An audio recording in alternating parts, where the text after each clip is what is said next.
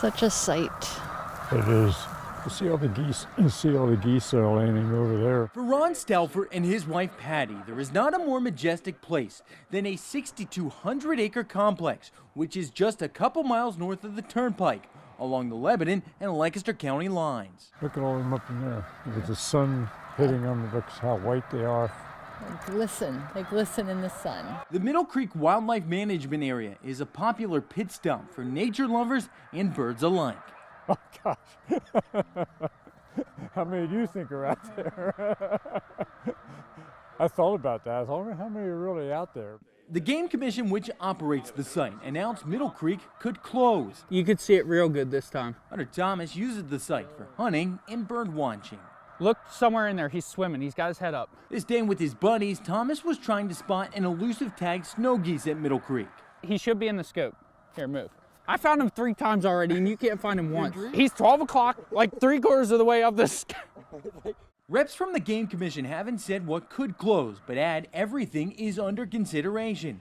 According to them, the facility is expensive to maintain, and without an increase in the fees for hunting licenses, something will have to go. They charge like the state duck stamp or whatever. If they like up that a couple dollars, I mean, really wouldn't hurt my feelings. I mean, the federal government already upped our federal stamp $10. It appears it would take extreme cuts for something to change the spot where folks watch the birds every year. But Game Commission officials warn anything is possible. If they don't keep up with the planting of the fields, that's no food for the waterfowl to eat when they migrate here. So if they shut it down, then you might not see this anymore. Williamsport, home of the Little League World Series. Only this weekend, it's also home to another phenomenon known as the Red Sea. Tens of thousands of pumped Pennsylvanians making the trek up Route 15 to support the hometown boys. Among them, this rowdy bunch from Redland High School. That's right, high schoolers screaming their heads off for middle schoolers. How often do you hear that? They're pretty much one of us, and they're going to be at Redlands one day too, so we're supporting our future. The students with an abundance of school spirit arrive at the gates early in the morning, hours before the game, to get a prime spot just past right field. These guys are so loud, they could probably be heard from any section of the iconic Lamade Stadium. But the Red Sea is not just for students. Teachers are loud and proud too. We are just so in awe of these boys. We know when they come back, they're going to get down to business, and they're going to be the boys that they were before they left school at the end of the year. Leona Groover teaches at Crossroads Middle School. 5 Redland players are in her class. Last night I was pacing. I'm not even their parent. I'm only their teacher, and I'm pacing back and forth, wondering what their world is like and how they're going to come back and what it's going to be like in front of 40,000 people. It's just unbelievable. So what's it like being in the Red Sea? They invited me to dive in and find out. Their excitement washes over the crowd in waves. It's easy to get swept away in it all.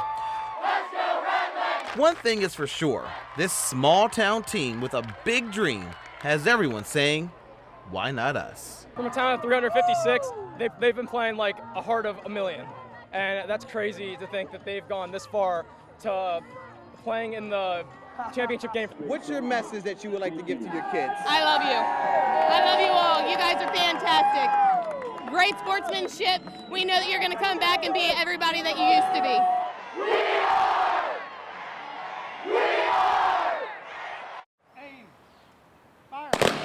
A traditional Memorial Day salute in Lancaster. Our prayer is paying tribute to those who gave their lives while serving in the military. The service in the Lancaster and St. Mary's cemeteries, hosted by American Legion Post number 34. We're in the Civil War section, so I get goosebumps as soon as I start getting in here and you start placing the flowers down. The Memorial Day tradition in the Red Rose City, highlighted by placing flowers of the same name on the graves of veterans. There might be some up this way a little bit.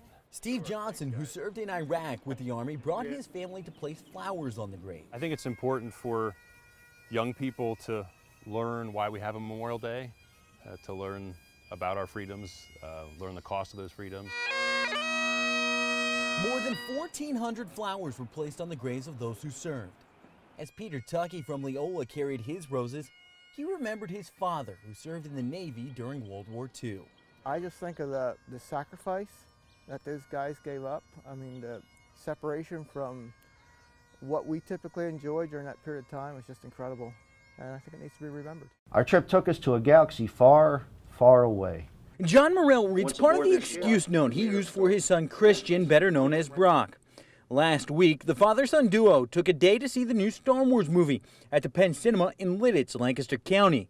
That's them in the costumes. It was a fun event. It was a good bonding opportunity for us. I knew later on in life he'll look back on that him and I did that together. He was able to participate in a... Not wanting to create a disturbance in the Force, Morrell created an excuse note for his son's absence. I just had fun with it.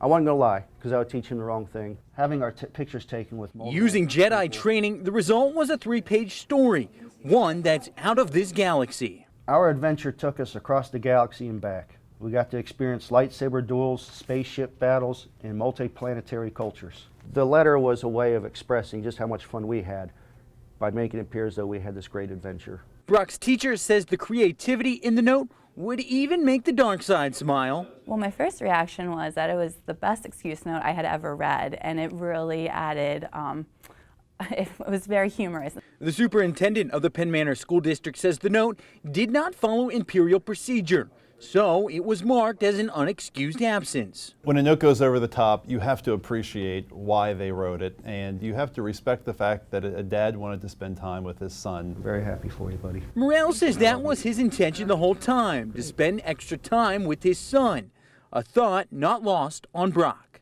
It means a lot to me that he cares about me so much. It was worth it. It's an experience that years from now he'll look back on, who remember, I took the time to do that with him.